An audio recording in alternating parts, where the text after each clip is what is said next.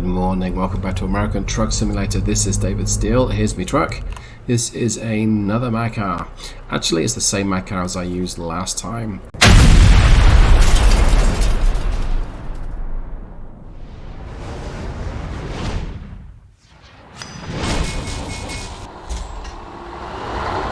I've just reconfigured it quite a bit.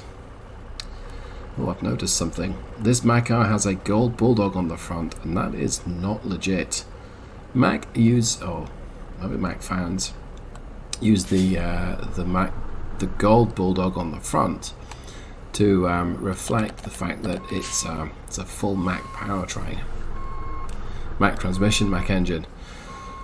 This Mack R does not have a Mack engine and does not have a Mack transmission. It's using a Zeemods NTC, Zeemods Cummins NTC big cam.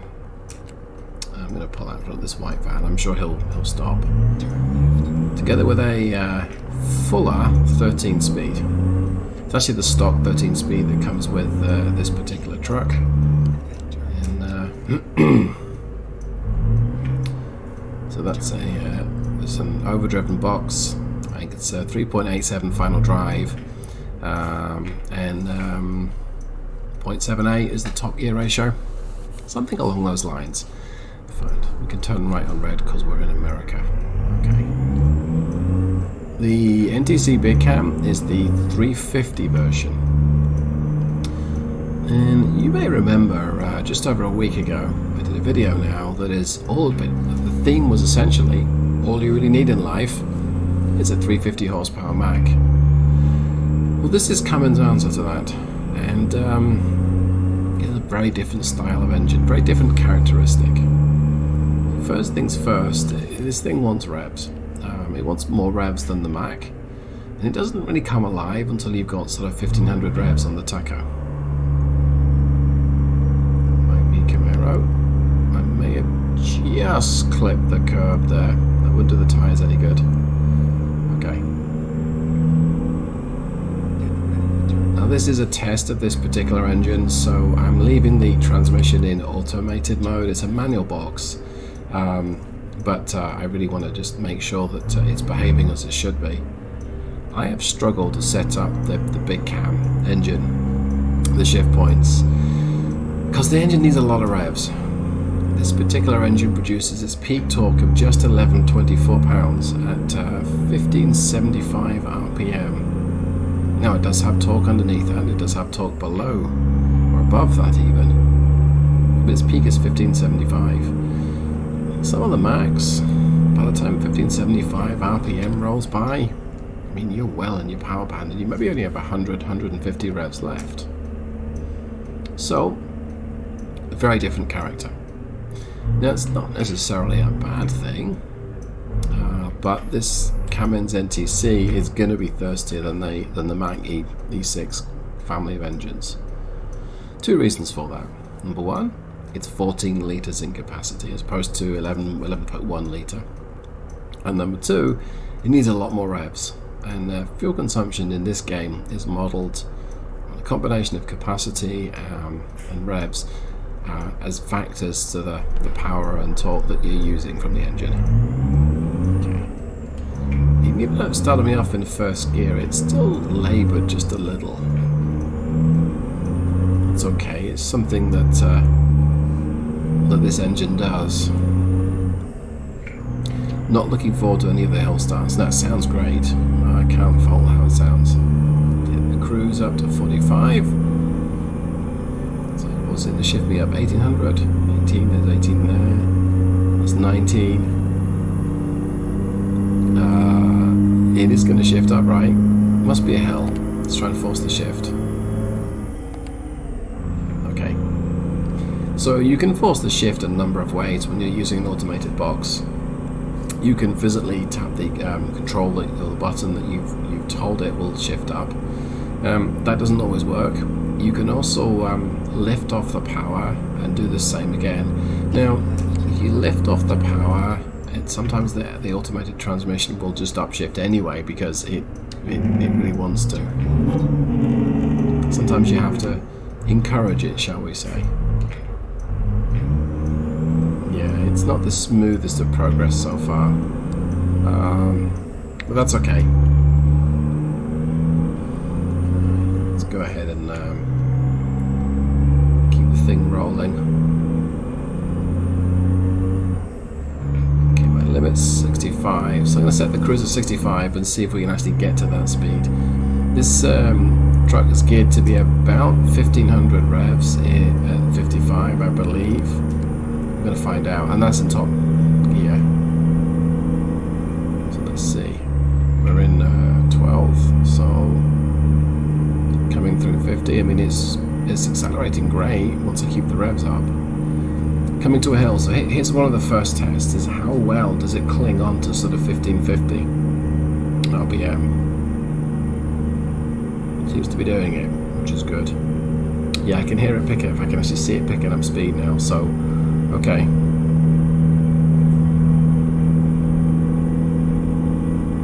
Making it work hard. I missed the Zeemods sound. So cargo today, let's take a look. 34,500 pounds of waste paper. We're going over Cabbage Hill, and there's a very good reason why I picked that route. And yes, it does look like 55 is about 1500, maybe a little bit higher engine speed, but only a little bit. Okay. Let's see, is it going to do 65? Is it going to be happy at 65? I would say yes, but what's that? 1800 revs? Get in your lane, David. Okay, there we go. That's going to be a little thirsty. I suspect it'll be a little thirsty, but then again, older trucks, you need more revs to maintain power, so that's what you got to do. Give some wheel cam action. I'm gonna stay in my lane though.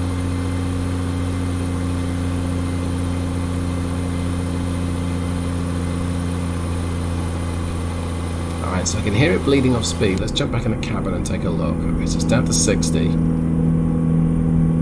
This is probably a steep gradient, and it's certainly long. Let's see, approaching 55. Excuse me. Approaching 50. Now, when's it going to change down? I don't remember the exact detail of when it is going to change. It's holding 50. Okay.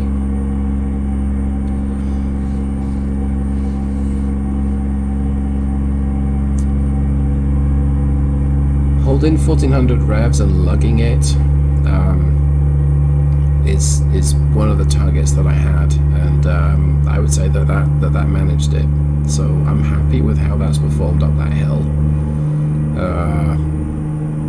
That's good, and that is of course in top gear. So that's one way to maximize efficiency, is just try and hold on to top gear as long as you can. In the real world, you might downshift for EGR reasons, exhaust, EGT, even exhaust gas temperature. Explain what I mean there. Your exhaust gas, if you run your exhaust gas too hot, you can damage the engine. You can destroy things and set fire to stuff and all have fun, which we don't really want. Now, exhaust gas temperature is proportional to the amount of power or torque or fuel that you're burning, but also the speed at which it's able to escape the engine. It's able to be chucked out or up the exhaust stack. Okay, great. Well, assuming your engine is able to deliver the power and torque that you need at a lower engine speed compared to a higher engine speed. At a lower engine speed, the exhaust gases leaving the engine are going to be leaving slower, which means your EGT is going to rise because the hot gas has got a little bit more time stuck in your exhaust pipe. Now, nobody wants hot gas stuck in their exhaust pipe. And that's one of the reasons why some drivers will need to change down when climbing a hill, even though their truck could manage it in the gear that they're in. I was reading about this in some of the CAT engines. Those things are so torquey at the low end, they will, you know, run very high temperatures as the EGTs, so the driver's got to change down 1 or 2 gears or just to keep the gas temperature, the exhaust temperature at a safe level. Now, no such instrument in this particular Mack R, although some trucks have them. Okay, so we are not really going past this Plaster and Sons double, and I bet you would come across a way station, so I'm going to tap up to 70. See, one, see if we'll do 70, and 2, we can get round this guy. It's not accelerating quickly, and okay, dangerous curve. Let's get on the engine brake. Okay, so as you're hearing the controller, I'm sure we actually did okay there. We didn't fall off the road at least. That's a pretty tight corner. At least he chickened out, right? Maybe I should have. Okay, let's tuck it into the right-hand lane. Are we at Cabbage Hill yet? Oh, yeah. Stupid question, given you know the tightness of corners I'm going around. I'm gonna let the speed bleed off. We've got the most the curviest sections coming up, but let's see if it will do 55. Hold 55 along this stretch of road. Okay.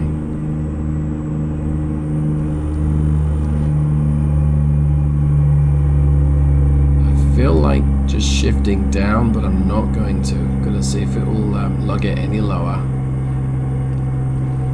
It seems like it's... Here we go. Okay. So I got down to like the 1350, 1325 RPM point, and it shifted, and it just dropped down 1 gear as opposed to 2, and that's good, because otherwise it would probably drop to a lower RPM and then put itself up at sort of 18 to 1900 revs, which we didn't really need in what would be 7 high. We're currently in 8 low equivalent.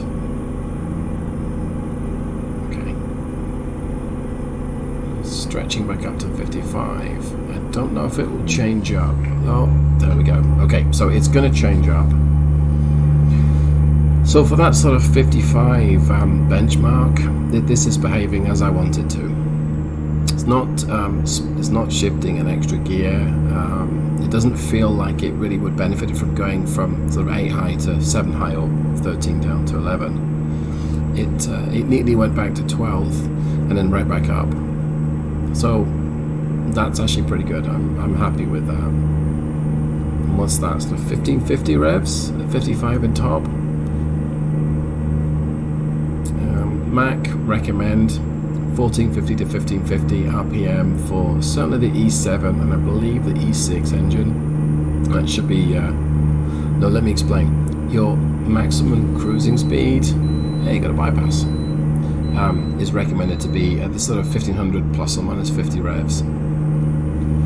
So if you're targeting 55, this is the kind of gearbox ratio that you want. Because if you're targeting 65, you need to go a little taller in the gearing.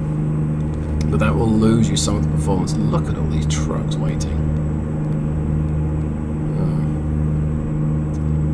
Right. Things are about to get a little dicey, and I'm being overtaken by mostly everything. I'm going to drop the speed down, cruise down to 45, use a bit of engine brake, speed down to 35, keep the engine brake, drop the speed to 30, my engine brake is going to keep braking me until 36, let's kill the engine brake, tap up to 35. It's keeping the revs at the 1400 point, what I would expect. I'm going to just put the engine brake back on so we don't exceed 40. We shouldn't exceed 41. I mean, it will if the road's steep enough. Gradually picking up speed. So, okay, it's back on the power now. We want to slow down. So, is all you need a big cam 350? That's an interesting question, I think. And I think the answer is no, but I do enjoy the different character. There we go, there goes the engine brake. It's moving between stage 1 and stage 2 there.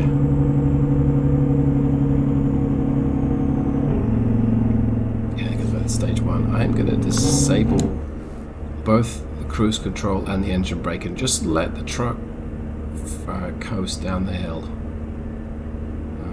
I don't particularly feel like accelerating right now. We're going to the corner coming up. Let's check the map. Okay, so they're coming out up to the straight bits. Let's get back on the power. Put it back to 65.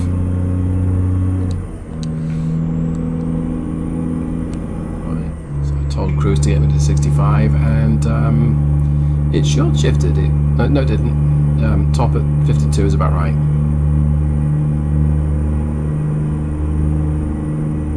Okay. I think for a second or third draft at how I want this engine to perform, how I want it to feel and shift, I think this is a pretty good effort. Yeah, and yes, this is my second or third draft at this particular big cam. It takes me a little longer to get the big cam. It's taken me longer to get the big cam engine where I want it to be. Okay. I don't know why that truck just backed off all the way. Maybe I scared him. Right, let's stretch again for 65, and I may bend that speed limit a little bit, see if we can go up to 70. Although I don't think I need to, because I just don't need to really.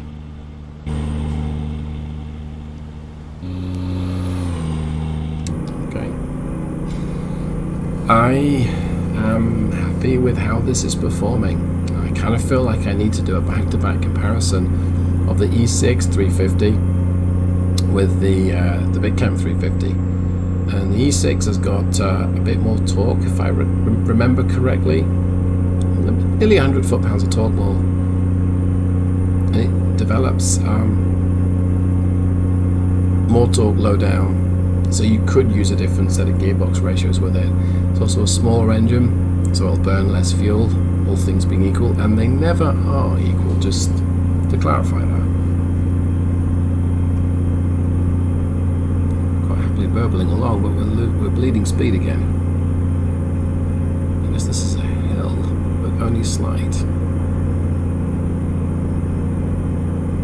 And we're overhauling this traffic, so I'm gonna I don't really want to back off the power. Okay, then I guess the road's flattening off. I didn't really want to back off the power going up that hill because we'll bleed speed pretty quickly, and it might force me to downshift, force it to downshift. And thank goodness that tank is turning off, so we can keep it going. Okay, it's now cruising. It's back on the power again. With a lot of the modified engine or the custom engine sounds give you a bit more of a clue as to what's happening. And this thing has a kind of loud turbo whistle. That's me just hitting down on cruise control, so you hear what I mean. Okay. Catching up again with this guy. Let's tap down to 55. There goes my yawn. That's okay. Got 30 minutes in the bag. 1 hour 35 to get to my destination, and just under 2 hours now at the end of my shift. I could take a nap, I could take a break. Okay, break. But I won't be. Okay. Told the cruise to get back up to 65. Let's take a look. So I don't actually need to get there till tomorrow morning, so I could take a nap, but I really don't want to. I want to get this trip completed tonight in the game. And nobody needs to see me pull into a rest stop and take a break, right? Nor do you need to see me get hit by this Buick. I guess I'll stay here. Is it a Buick? I don't know. It's not licensed to be a Buick anyway. Yeah, I can't tell. Okay. So right now I'm thinking that this has been quite a successful test.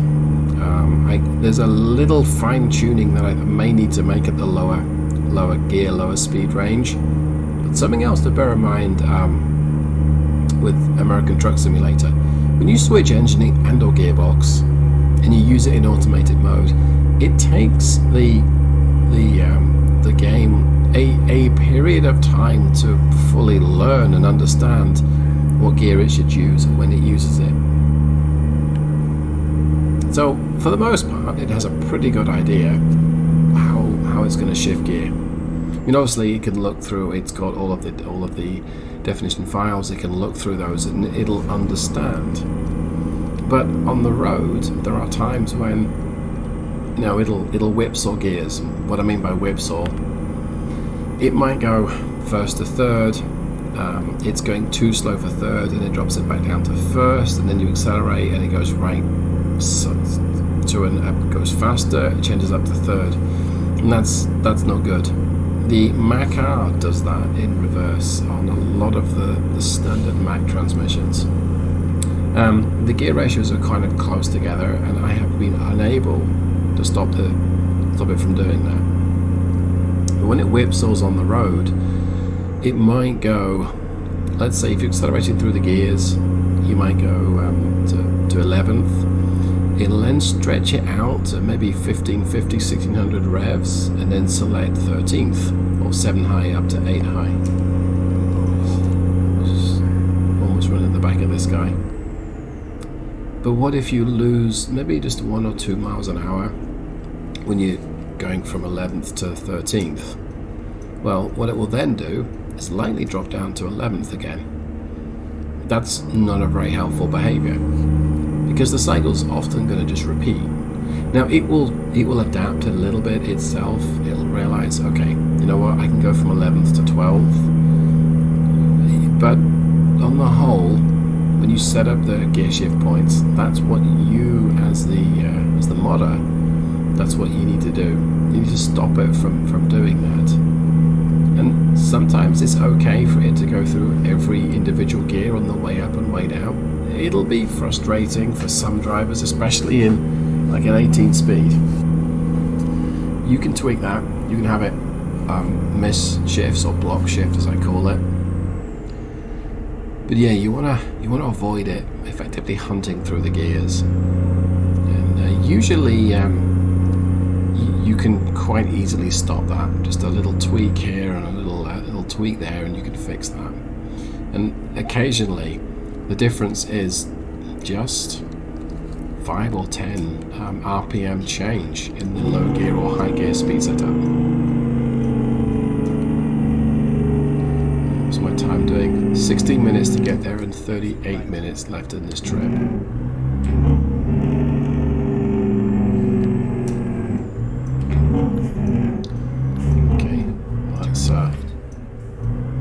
Fairly smooth trip then. I mean, it didn't really feel like we're going over Cabbage Hill, and it was dangerous. Could have made it rain, I suppose. Okay, I mean, I am going to stop here, but I don't think I need to. If this were a roundabout, it'd be much easier. Pay attention, road designers. Okay, great big flat spot there when I tried to move off. I may look at effectively cheating on the very low down torque from the engine. A lot of engines really benefit from that in American Truck Simulator, and the simple reason is because the map has been compressed, but the elevation generally hasn't. So what might be a 100-foot gain in maybe a quarter mile, because you compress the map, it's a bad example, but because you compress the distance that you travel horizontally, I don't think they do the same with the elevation. Is not a view. So what that means is that the gradients can be a lot steeper when you tackle them. Let's get my engine brake on, and that means that pulling off on sometimes even a gentle slope on the way up can be really difficult. And the game does a pretty good job of effectively managing the clutch for you, and you don't tend to get clutch burnout. We're good on the left. I think we're good on the right. You see, even then, yeah, I might look at just boosting the low end torque just a a couple of 100 foot-pounds maybe. Okay. Cleared that intersection. Let's get off the power completely because I'm already at 25. Bit of engine brake, off the engine brake, bit of trailer brake I think. Okay, I want to turn right here. There's usually some parked traffic up here as we go down this little downtown city street. Yep, there we go. Just to catch me out if I were being inattentive. Okay. Stop sign and then we turn right and we're pretty much there. Right, well I think that just about wraps up today's video. So this has been a test of how well this customized version of the Zeemods big cameras worked. I'm using the stock Mack R transmission. I don't need to change that. Okay, we cleared that. And also just to enjoy the Mack R, because I mean, well, I would say who doesn't like them, but some people will not like it. But I really enjoyed this truck. I also enjoy anthracite green. That was the color I talked about in the video earlier in the week. Okay, let's bring it to a halt. Let's check in. So where do you need it? I don't really fancy that. Means backing it all the way around there. I don't really fancy doing that. Yeah, backing it up would be a challenge, a big challenge, and I don't think we have. We do. I don't want to take the time to do that. I think I can. I think you can go do something else. Go watch the next video. Right. Well, as I say, that's just about wrapped it up. So I'm going to go ahead and pop this in the spot. I wish you a wonderful day, a wonderful week. Hope that you enjoyed today's video, and if you have, you know what to do. And if you haven't, you also know what to do. And I missed. Well, anyway, no need to stick around and watch me make a right mess of this. I'll see you in the next one. Thanks so much, everyone. Goodbye.